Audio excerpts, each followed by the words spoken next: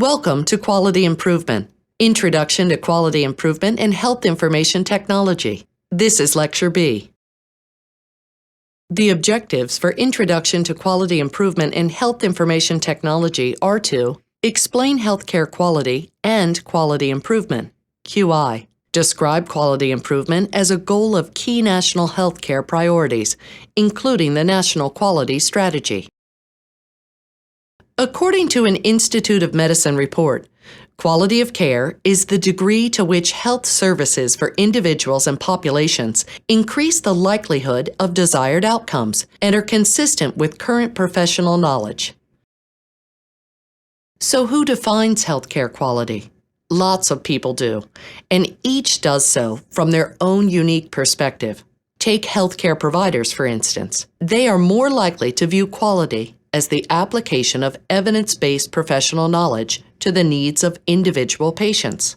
Patients and their families, on the other hand, may place more importance on how the provider talks with them or how long they have to sit in the waiting room. Payers value patient satisfaction and use of preventative services rather than focusing on longer-term clinical outcomes of the patient. And regulatory bodies like the Joint Commission, CMS, or professional organizations such as the American Medical Association view quality as conforming to their standards. Payers have also started using provider performance on quality measures as a means to create narrow networks and link payments to performance rates. Each of the four intersecting circles represents a category of entities that help define quality healthcare. Healthcare providers, application of evidence-based principles, patients and families, communication and timeliness, professional and regulatory bodies, conformity with standards, and payers, cost versus outcomes. Each of the organizations listed here play an important role in the quality measurement and improvement ecosystem. The National Quality Forum, NQF, is a public-private partnership and is charged with improving quality of healthcare in America. NQF has a three-part mission that includes working in partnership to achieve consensus around performance improvement based on national goals and priorities, supporting standards for publicly measuring and reporting performance based on national consensus, and supporting the use of outreach programs and educational interventions to attain national goals. The National Committee for Quality Assurance, NCQA, is a private 501c3 not-for-profit organization dedicated to improving healthcare quality. It develops quality standards and performance measures for a broad range of healthcare entities. These measures and standards are the tools that organizations and individuals use to identify opportunities for improvement. The American Medical Association, AMA, convened Physician Consortium for Performance Improvement, the PCPI, as a national, physician-led initiative dedicated to improving patient health and safety, mostly in the ambulatory care setting. PCPI's main charter is in identifying and developing evidence-based clinical performance measures and measurement resources that enhance quality of patient care and foster accountability, promoting the implementation of effective and relevant clinical performance improvement activities, and advancing the science of clinical performance measurement and improvement. The Joint Commission is an independent, not-for-profit organization that accredits and certifies more than 19,000 healthcare organizations and programs in the United States. The Institute for Healthcare Improvement, IHI, is an independent, not-for-profit organization located in Cambridge, Massachusetts. The IHI is concerned with investigating new models of care and how they perform, while partnering with patients, families, and healthcare professionals. In addition, IHI is focused upon encouraging and supporting change while helping to maintain the momentum and commitment to serious and transformational health system change. Finally, the IHI is committed to innovation and wide-scale adoption of best practices, high-quality care, and cost-efficient services for all. The Agency for Healthcare Research and Quality's AHRQ mission is to produce evidence to make healthcare safer, higher quality, more accessible, equitable, and affordable. and to work within the U.S. Department of Health and Human Services and with other partners to make sure that the evidence is understood and used through a number of activities. For more than a decade, AHRQ has also produced the National Healthcare Quality Report, NHQR, and the National Healthcare Disparities Report, NHDR. They describe these reports as follows. The National Healthcare Quality Report tracks the healthcare system through quality measures, such as the percentage of heart attack patients who received recommended care when they reached the hospital, or the percentage of children who received recommended vaccinations. The National Healthcare Disparities Report summarizes healthcare quality and access among various racial, ethnic, and income groups and other priority populations, such as residents of rural areas and people with disabilities. The latest versions of these reports can be found on the AHRQ website. Some of the important conclusions of these important reports are listed here. Needs to be improved, especially for the uninsured. Patient safety and health care. Associated infections have shown improvement. Quality is improving, but pace is slow, especially in preventive care and chronic disease management. Disparities are common, and lack of insurance is a contributor. Many disparities are not decreasing. Those that warrant increased attention include care for cancer, heart failure, and pneumonia. Mandated by the Affordable Care Act, the National Quality Strategy, NQS, was developed through a transparent and collaborative process, with input from a range of stakeholders to develop national consensus on priorities for quality measurement and improvement. More than 300 groups, organizations, and individuals representing all sectors of the healthcare industry and the general public provided comments. Based on this input, the NQS established a set of 3 overarching aims that build on the Institute for Healthcare Improvement's triple aim. These aims are consistent with and supportive of Health and Human Services, HHS, delivery system reform initiatives to achieve better care, smarter spending, and healthier people through incentives, information, and the way care is delivered.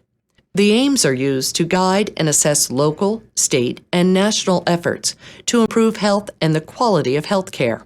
Better care, improve overall quality by making healthcare more patient-centered, reliable, accessible, and safe. Healthy people, healthy communities. Improve the health of the U.S. population by supporting proven interventions to address behavioral, social, and environmental determinants of health, in addition to delivering higher quality care. Affordable care. Reduce the cost of quality health care for individuals, families, employers, and government. To advance these aims, the NQS focuses on 6 priorities that address the most common health concerns that Americans face. Patient safety, making care safer by reducing harm caused in the delivery of care.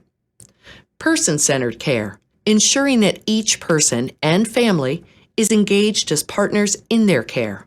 Care coordination, promoting effective communication and coordination of care. Effective treatment, promoting the most effective prevention and treatment practices for the leading causes of mortality, starting with cardiovascular disease. Healthy living, working with communities to promote wide use of best practices to enable healthy living. Care affordability, making quality care more affordable for individuals, families, employers, and governments by developing and spreading new healthcare delivery models. There are a number of methodologies used to improve the quality of the system. Model for Improvement, Lean Thinking, Six Sigma, Theory of Constraints, Customer-Inspired Quality, and many others. The detailed review of these multiple methodologies is beyond the scope of this lecture. However, at the core of all these methodologies, there are the same basic principles that we will now review. The quality improvement process starts when you set an aim. You cannot improve a system if you do not have a clear idea of what you need to improve. Subsequently, a continuous cycle of measurement, change, and learning starts. Measurement is an essential component of quality, since you must have the ability to measure change, to direct change in the appropriate direction. Noted scientist and management consultant William Denning's famous quote, "What can't be measured can't be improved," is still true in the 21st century. Change is the second essential component of any improvement process. Finally, the third essential component of improvement is our ability to learn and better understand the system we are changing. To achieve long-lasting change, we need to move away from the project mentality and dive into the system we are trying to change. The aim we set needs to be very specific. If at all possible, a numeric aim should be set. It is very difficult to improve a system if your aim is vague. We will improve our infection rate is a much harder aim to attain than we will cut our rate of hospital-acquired pneumonia by half. However, this aim, although better than the former, could be improved. What is your current rate of infection? Where are the majority of the infections happening? Is there any shift or time of year where these infections are worse? The inclusion of all those aspects into your aim denotes an understanding of the system you are working on and assists you in achieving your goal. A better aim would read, "We will reduce the number of hospital-acquired pneumonias from the current 35% to 15% in the ICU." Assigning a timeline is an important component of setting an aim. If you don't have a timeline to achieve your improvement, it is difficult to see it through or to engage a team that usually is busy with many other responsibilities. Making your aim measurable will assist you in seeing it through. There are very commendable aims that cannot be accomplished because they cannot be measured. An example of an immeasurable goal is, "We will make 90% of our patients happy in 6 months." Although it is specific and it has a numeric value, we have to choose a variable that can be measured. How will we measure if they are happy? A better option for this aim could be 90% of our patients will rate our services as excellent and will state that they would recommend our services to a friend or family member. This captures the essence of the original aim and allows you to measure it. Make sure you challenge your team with the aim you choose. An aim you can achieve in a week may make you look good in the short term, but it is unlikely to bring permanent improvement to your system. As we mentioned before, measurement is an essential component of quality, since you must have the ability to measure change in order to direct change in the appropriate direction. There are 3 types of quality measures we will be focusing on. Process measures. These measures look at the steps in the system or processes of recommended care. For example, in clinical guidelines, valid process measures should influence outcomes and thus should improve before the outcome measures do. They assist us in determining if we are on track to get the improvements we want to see in our system, or identify gaps in care if we are not on track. Outcome measures. These measures determine the impact of our changes in the system. They measure results about a person's health and well-being. Outcome measures can be intermediate or long-term. Balancing measures. These measures are designed to look at the whole system and make sure we are not causing new problems in other parts of the system while trying to fix something. Although these measures tend to be measures of cost or patient experiences, any of the process or outcome measures could be used as balancing measures if they help us look at the whole system. We will now present 2 examples of measures selected for improvement projects. The first is a hospital example. In this example, the staff of the ICU set an aim to reduce the number of ventilator-associated pneumonias, VAP. They set a specific aim with a clear timeline. For process measures, they choose factors that have been chosen to relate to VAP. For example, the more days a patient is connected to a ventilator, the more likely he will become infected. The outcome measure is actually the number, or rate, of VAP. This measure ties directly to the aim. In this case, staff members have chosen to use cost of care as a balancing measure, since there is a chance that by incorporating the changes, they must decrease the rate of VAP, and the cost of care will improve. They also included the rate of re-intubation as a balancing measure, since it is possible that some of the changes they incorporate may cause patients to be extubated too soon. These are two examples of how balancing measures look at the rest of the system. In our ambulatory example, the team members want to improve their access to care. To do so, they will reduce the time it takes patients to get an appointment. In this case, the process measures are the supply, or amount of slots available for practitioners to see their patients, the demand for appointments, and the no-show rate. The staff chose to include the no-show rate in the process measures because they believe that by reducing their no-show rate, they will have more space to see patients sooner. If they thought that the changes they wanted to incorporate would increase the number of no-shows in the schedule, they would have added this measure to the balancing measures. The outcome measure is the third next available appointment. It is a good measure of access since it disregards appointments that are available due to last-moment cancellations. Again, the outcome measure ties directly to the aim.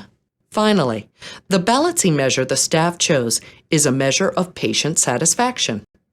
As you can see, setting a measurement strategy is not cut and dry. You need to make some assumptions regarding where you envision your system is going. After you set your measurement strategy, it is time for you to consider the change you want to test. As you consider change, you will first need to decide on basic concepts or strategies that you want to focus on. Overall, ideas for change will lead you to improvement, but they are not specific enough for testing change. In our VAP example, our concepts and strategies could be: reduce the number of ventilator days, reduce oversedation, and improve oral hygiene. Once you have established the overall categories, you will design tests to measure change. To accelerate improvement, the tests of change need to be small, fast, and frequent. This way, you will be able to build new tests of change on your initial improvement and head toward your aim. Examples of tests of change in our example could be some of the following. To reduce the number of ventilator days, we could have the respiratory therapist test the settings every 2 hours to determine when a patient is ready for extubation. The rounds should include discussion of extubation for all patients. Trials of spontaneous breathing could be included as part of the routine. As you can see, these are specific tests that can be done fairly fast and of which we could have results in a day or two. To determine the effect of a test, you may need to include measures and discussion of the test. Continuing with the example we have been using, we could meet with the respiratory therapist to determine at the end of the first day how the tests are going and determine if they need some tweaking. In designing your change package, you may want to consider using pre-existing change packages. These are built by QI professionals based on scientific evidence. This is an example of one such change package. The table contains a partial copy of the California Academy of Family Physicians Diabetes Initiative Care Model Change Package. It was originally developed by Lumetra, California's quality improvement organization, under contract with the Centers for Medicare and Medicaid Services to assist practitioners to improve the care of patients with diabetes. The final component of improvement is learning about your system. Intertwined in all aspects of improvement is the concept of the importance of understanding your system in order to be able to improve it. This is based on a system theory proposed by William Deming, mentioned earlier. His theory of profound knowledge is based on the principle that each organization, department, site, is composed of a system of interrelated processes and people. Improvement of the system depends on the capability to organize the balance of each component to enhance the entire system. Thus, understanding and learning about your system is essential to improving it. This concludes Lecture B of Introduction to Quality Improvement and Health Information Technology. In summary, quality of healthcare in the U.S. needs improvement. Quality improvement is an ongoing process that includes the setting of an aim, a progressive measurement, change test, and understanding of the system.